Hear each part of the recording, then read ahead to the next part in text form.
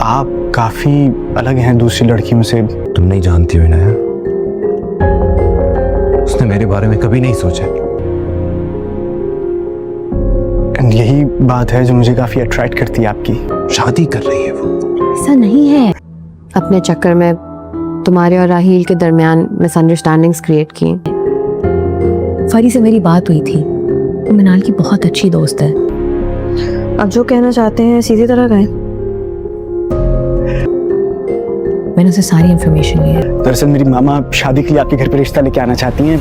मुझे समझना चाहिए था कि मेरी और बारी की लड़ाई में तुम दोनों की कोई गलती नहीं है। I really like you, Parisha, and I want to marry you.